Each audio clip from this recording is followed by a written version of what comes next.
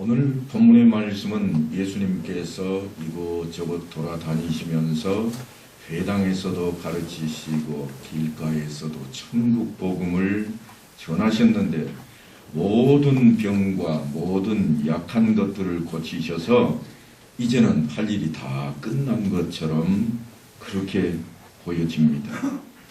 바로 그러한 때 제자들을 불러 모아놓고 예수님께서 하신 말씀이 바로 오늘 본문의 말씀입니다. 추수할 것은 많되 일꾼이 적으니 그러므로 추수하는 주인에게 청하여 추수할 일꾼들을 보내주소서 하라. 이제 다 끝난 것 같습니다. 제자들이 주님을 따라와 보니까 이야 대단하다. 병도 고치지, 죽었던 사람도 살려내지, 이런 일이 세상에 어디 있겠는가. 이제는 다 끝났다. 그래서 이제는 뭔가 새로운 시대가 열릴 것 같은데 주님께서 하시는 말씀이 일이 끝나지 않았다는 겁니다. 추수할 것이 아직도 많이 있다고 말씀을 합니다. 얼핏 생각하면 병 고칠 사람이 그렇게도 많이 아직 남아있는가? 귀신 들린 자가 그렇게 많이 있을까? 그렇게 생각할 수도 있을 겁니다.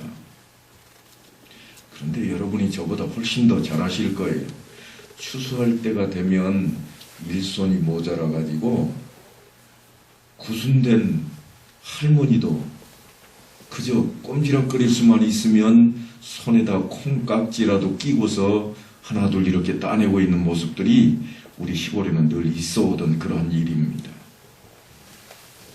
그러니까 사실은 나이가 들었다고 해서 언제부터 끝나는 법은 없습니다.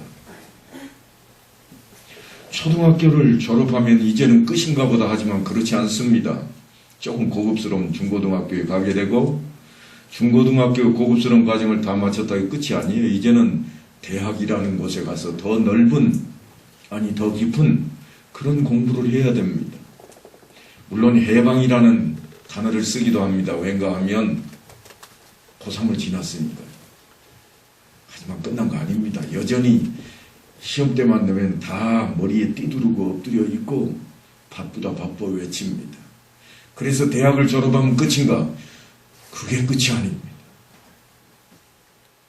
여전히 직장에 들어가기 위해서 열심을 내야 되고 직장에 들어갔다고 해서 끝이 아니라 또 더 열심히 해서 한 자리로 더 높이 올라가려고 하는 것이 우리 앞에 기다리고 있고 이제는 은퇴하게 됐으니까 끝이라고 생각할 사람이 있을 것 같지만 은퇴해도 이제부터는 뭘 할고 끝이 없음을 우리는 잘 알고 있습니다. 오늘 성경 말씀도 바로 그런 식의 말씀으로 우리에게 가까이 다가오고 있습니다. 그런데 우리가 조심스럽게 들여다봐야 할 내용이 하나 있습니다. 그게 뭔가 하면 사람들이 살아가는 방식이 조금 다르더라고 하는 겁니다. 모두가 살고 있다고 말하고 있지만 그렇지 않습니다. 어떤 사람은 존재하는 것으로 만족해야 합니다. 살아있는 것으로 만족해하는 사람이 있습니다. 하지만 어떤 사람은 살아있는 것이 아니라 뭔가를 생산해내야만 만족함을 얻는 사람도 있습니다. 그러니까 전자는 그저 세워라 가거라 하고 가만히 있는 그러한 부류의 사람들이지만 후자는 뭔가 남겨야 할 것이, 아니 뭔가 성취를 해야 될 것이 있다고 여기고 열심을 내는 그런 사람들입니다.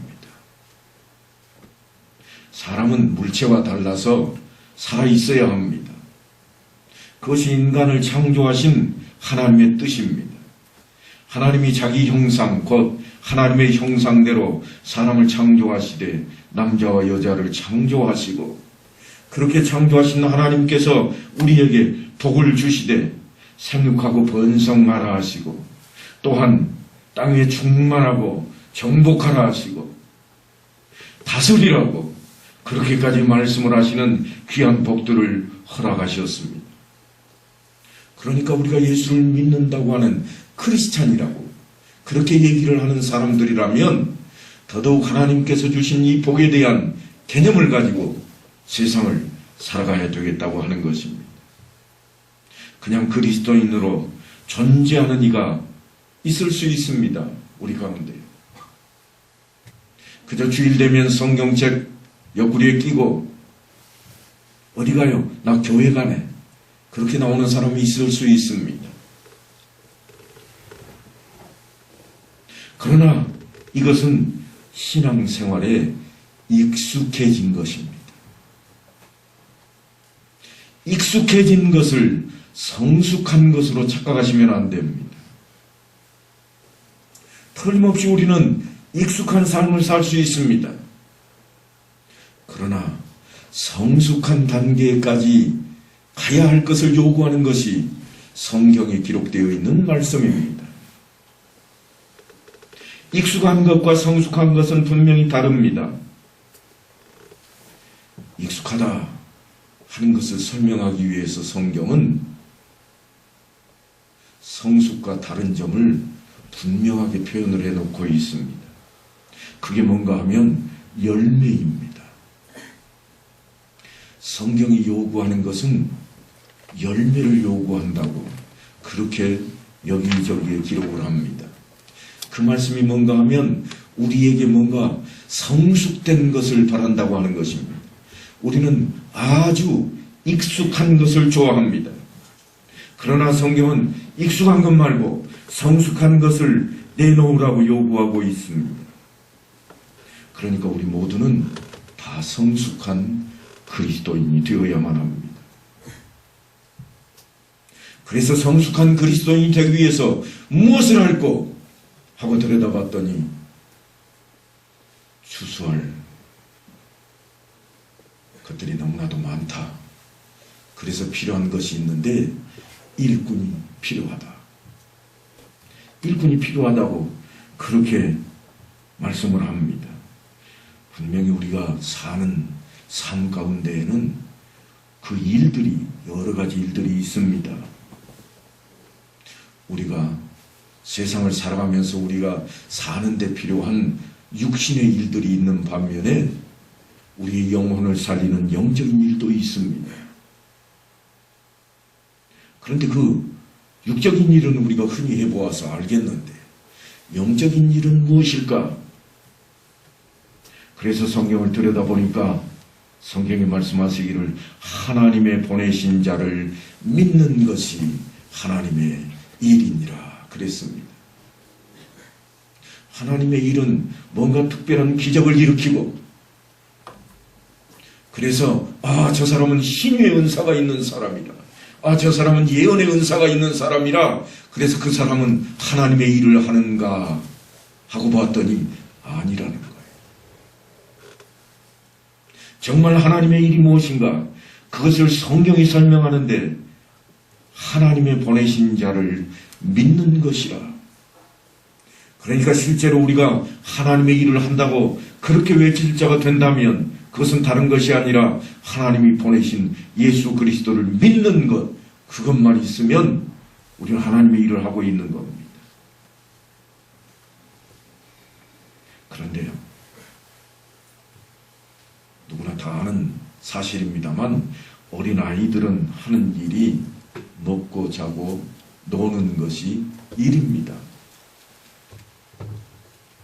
아무것도 않는 것 같아도 아이들의 일입니다. 그게 일입니다. 학생들은요. 학생들은 돈 버는 게 일이 아니에요. 학생들은 주된 일이 뭔가? 공부하는 겁니다. 그게 일이에요. 장성한 사람은 어떻게 해야 되는가? 맨날 먹고 자고 놀고 있으면 안 됩니다. 어린아이와 같으면 안 된다는 거예요.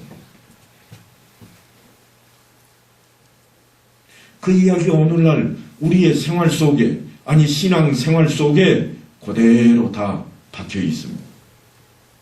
그저 익숙한 성도는 교회에 나오고 찬송도 부르고 기도도 하고 성도들과 어울리는 것으로 만족합니다. 그러나 성숙한 성도라고 한다면 하나님을 믿고 그분을 위해 일을 해야 합니다. 일을 해도 도움이 되는 일이 있고 도움이 되지 않는 일도 있습니다. 어린아이들이 엄마를 얼마나 짜증나게 하는 일을 하는지 모릅니다. 일이니까요. 아이는 분명히 놀고 있는데 어떻게 노는가? 간장병 가져다가 엄마 보는 앞에서 쭉 흘리고 있습니다. 일입니다. 엄마가 볼 때는 일하는 게 아니에요. 사고치고 있는 거예요. 짜증날 수밖에 없습니다. 그래서 사도 바울은 그 부분을 이렇게 설명합니다. 내가 어렸을 때에는 말하는 것이 어린아이와 같고 깨닫는 것이 어린아이와 같고 생각하는 것이 어린아이와 같다가 장성한 사람이 되어서는 어린아이의 일을 버렸노라. 우리의 신앙생활도 그렇다는 거예요. 처음 나온 교인은 그저 무조건 교회에 나오고 설교 말씀 듣고 집회에 참석하는 것이 하나님의 일이 될 수 있습니다. 하지만 성숙한 교인이라면 뭔가 생산적인 일을 해내야만 합니다. 사랑하는 성도 여러분, 여러분께서는 성숙하십니까? 하나님께서 성장하는 사람들에게 그 성숙에 무엇을 요구하는가 하면 열매를 요구합니다. 마태복음 19장을 보면 무화과나무에 잎만 무성하고 열매가 없는 것을 예수님께서 보시고는 저주하십니다. 그 무화과나무가 무엇을 잘못했을까요? 잘 자라서 무성하게 그늘을 만들어서 사람들에게 유익하게 쓰임받고 있습니다. 우리나라야 워낙 기후가 사계절로 뚜렷하고 사람 살기 좋은 환경이라 별스럽지 않게 생각하실 수 있습니다만 유대인들이 살고 있던 그 땅의 한여름은 엄청납니다. 우리는 여름 그러면 소나기를 머리에 떠올리고 산들바람은 어떻게 불까 떠올리지만 그곳에는 떼약볕만 있습니다. 모든 풀이 다 말라서 죽어버리는 아주 기이한 현상이 우리가 보기에 그렇다는 거예요. 그곳에 펼쳐집니다. 그곳의 그늘은 어떠한가? 엄청 시원합니다. 우리가 생각할 수 없는 것을 그들은 하고 있습니다. 한여름에 땡볕 아래에 온통 천으로 온몸을 가리고 있습니다. 얼마나 땀 흘릴까? 우리는 그렇게 생각하지만 그 사람들은 시원하다 그럽니다. 왜냐하면 그곳은 건조하거든요. 우리는 그렇게 못 있습니다. 우리 환경이 다르니까. 그런데 그 사람들의 그늘은 엄청 시원합니다. 그늘을 벗어나면 타 죽고 있는 자리이지만 그늘 안에만 들어가면 시원하고 넉넉함이 있습니다. 성경은 지금 우리에게 그 이야기를 하고 있습니다. 그래서 그저 입만 무성하게 유익을 주고 있는 것처럼 보여지지만 주님께서 바라고 있는 것이 아니라는 거예요. 그것은 하나님의 일에 해당되지 않는다는 표현입니다. 그래서 요구하고 있는 게 뭔가 신앙의 열매를 기록해놓고 등장시키고 있습니다. 아마도 우리 모두는 이제 나이가 넉넉해지셔서 연세라는 그런 단어를 쓰기 시작한 때가 되었다면 지역사회나 교회에서 무수한 나무와 같은 그런 자리를 차지하고 계실 겁니다. 사람들이 그저 찾아와서 뭔가 묻기도 하고 조언을 구하기도 하고 어떻게 할까요? 지혜를 구하기도 합니다. 틀림없이 그런 자리에 있다면 우리는 무성한 무화과 나무처럼 잘 성장해 있는, 잘 자리를 잡고 있는 그러한 위치에 있을 것입니다. 장로님 어떻게 하면 좋을까요? 그런 이야기를 지나가다 들으면 엄청 뿌듯합니다. 자랑스럽습니다. 아니 어떤 사람은 이런 생각도 가지고 있을 겁니다. 그래도 내가 과거에는 우리 교회를 위해서 이런 일도 했고 저런 일도 했고 그래도 나는 내놓을 만한 사람이었다. 아니 내가 회사에서 아니 내가 사회에서 그래도 한자리 할 때에는 내가 무엇을 했노라고 내놓을 만한 일들을 했다는 겁니다. 분명히 자랑스럽고 뿌듯한 그러한 일일 것입니다. 그런데 주님께서 우리에게 주시는 말씀은 뭔가? 그럴지라도 열매가 없으면 허당이다. 그래서 우리에게 무슨 사과 열매를 구하고 배 열매를 구하시는 그런 주님이 아닙니다. 그 열매가 무엇인가 하고 봤더니 아름다운 열매를 맺지 아니하는 나무마다 찍혀 불에 던져지느니라. 이러므로 그들의 열매로 그들을 알리라. 그렇게 말씀을 하시고는 그 열매가 무엇인지 봐야 되겠다고 합니다. 우리 안에 과연 어떤 열매가 있는지 그거를 봐야 되겠다고 하는 거예요. 그 열매에 대한 이야기가 사실은 곧 이어서 등장하는데 어떤 내용으로 등장하는가 하면 이렇습니다. 그러므로 무엇이든지 남에게 대접을 받고자 하는 대로 너희도 남을 대접하라. 이것이 율법이요 선지자니라.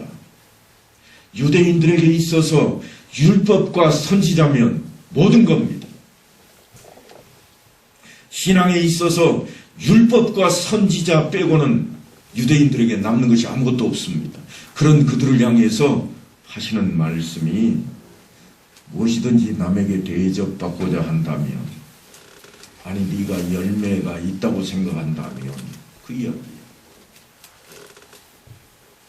그 열매가 뭔 줄 아느냐?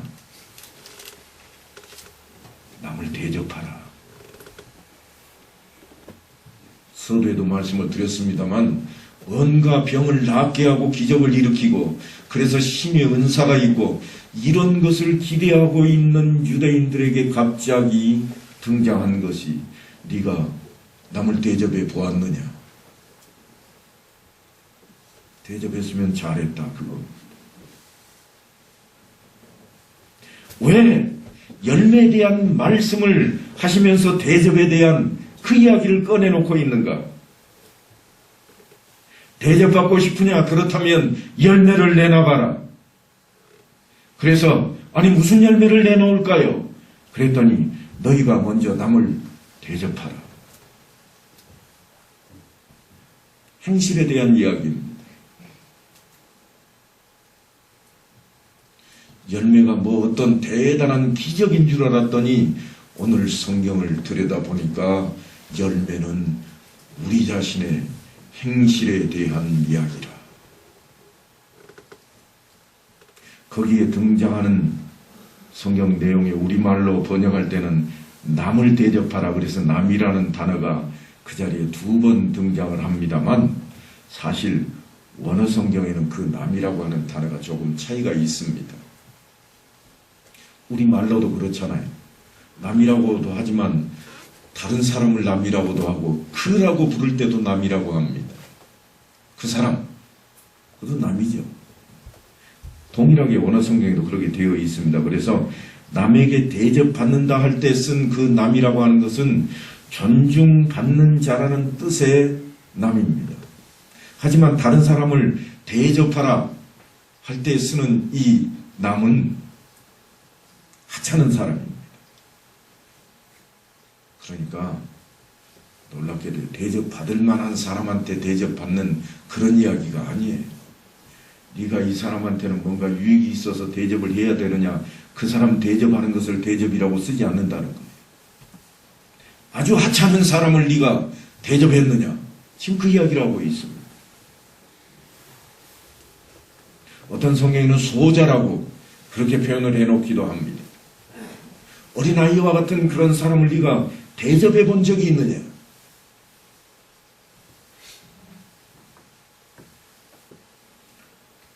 재미있는 이야기가 하나 있습니다.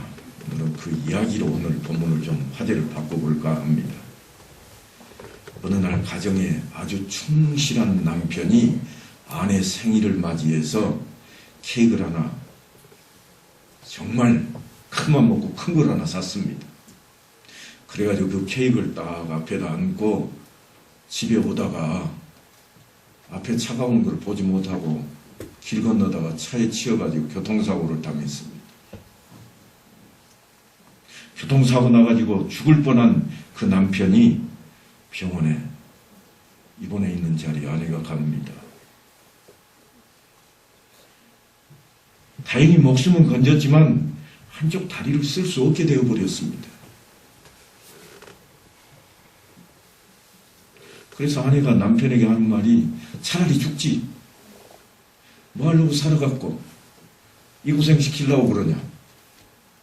하소연을 하기 시작합니다. 이제는 돈도 못 벌어올 거고 나는 뭐 먹고 살라고.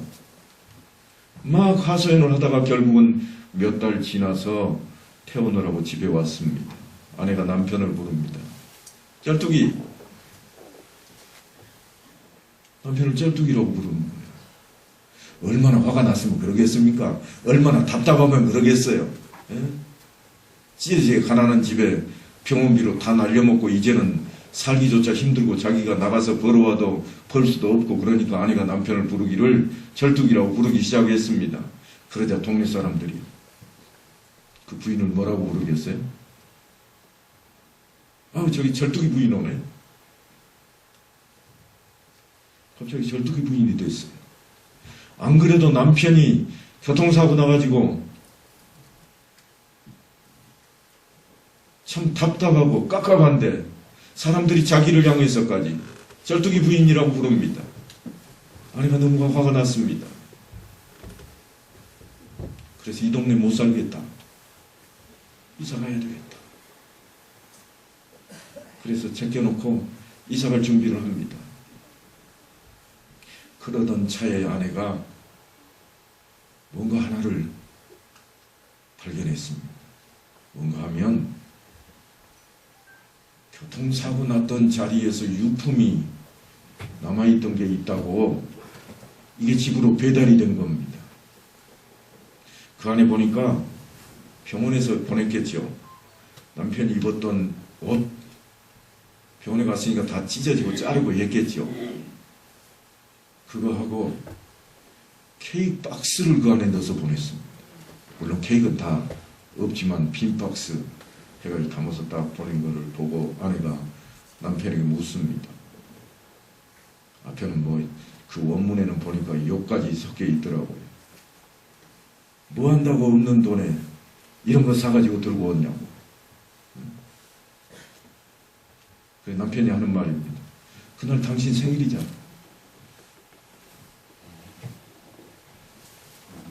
그래서 이 아내가 그날 그 상자를 붙들고 물론 다 찢어지고 뭐 구겨진 상자겠습니다만 그걸 붙들고 또한 남편의 잘려진 바지를 붙들고 펑펑 울었습니다.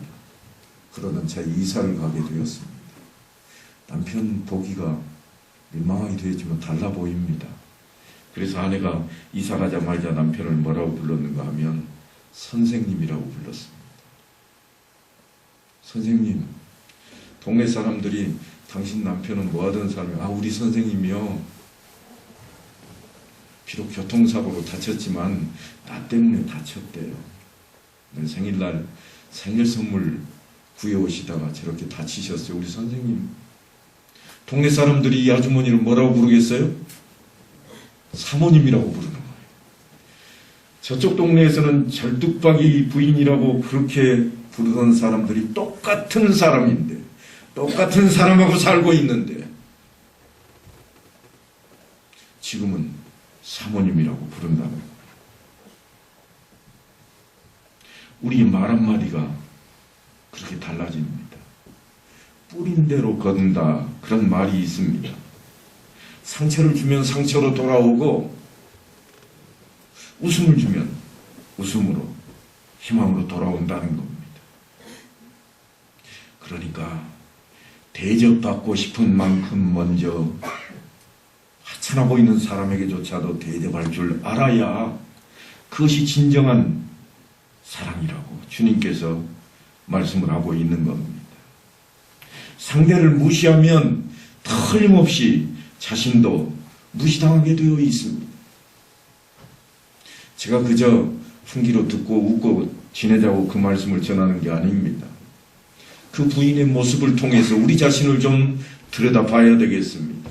과연 우리는 성경 말씀을 들을 때마다 아멘, 아멘 하고 화답은 하고 있지만 우리가 사는 모습 중에는 과연 어떻게 살고 있는가? 나는 어떤 불의에 속하고 있는가 하는 것입니다. 주님께서 우리에게 뭐라고 말씀하시는가 하면 너희는 세상의 빛이라 그러십니다.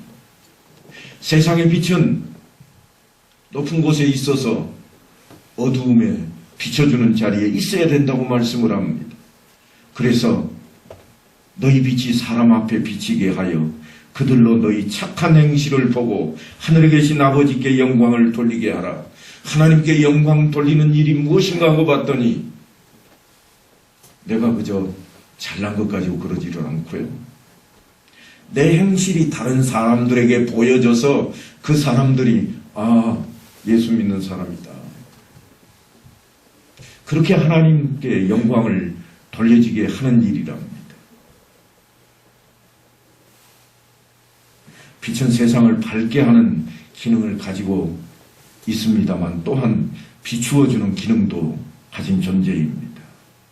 그러니까 우리의 삶이 세상을 밝히는 그러한 기능뿐만 아니라 세상을 이끌어가고 선도하는 그러한 역할도 드러내야 된다고 하는 것입니다. 그래서 주님께서 우리를 향해 너희는 세상의 빛이라 그러셨습니다. 잊지 마시기 바랍니다.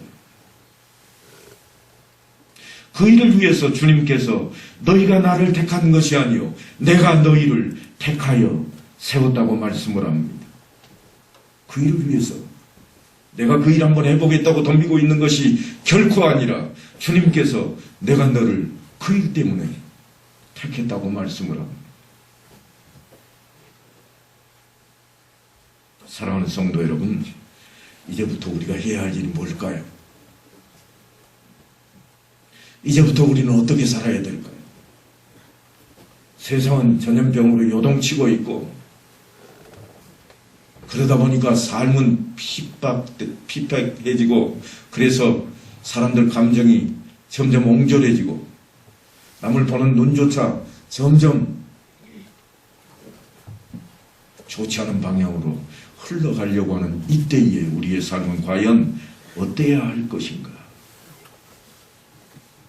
너희는 세상의 빛이라. 이거를 잊지 마셔야 됩니다. 이제 한 주간 동안 사시면서 만나는 사람마다 좀 답답하고 좀 불쾌한 일을 만나실지라도 네가 대접했느냐 하는 말씀을 기억하시고 네가 세상의 빛이라 하는 말씀을 마음에 품어서 그 일을 위해서 주님께서 나를 택했다고 하는 그 자리에 항상 서 있는 한 주간이 되어야 될 것입니다. 그래서 우리의 삶이 이 말씀을 따라 변화된 모습으로 성장해가는 모습으로 그래서 열매 맺는 자리로 나아가는 모든 성도들 되시기를 간절히 축원합니다.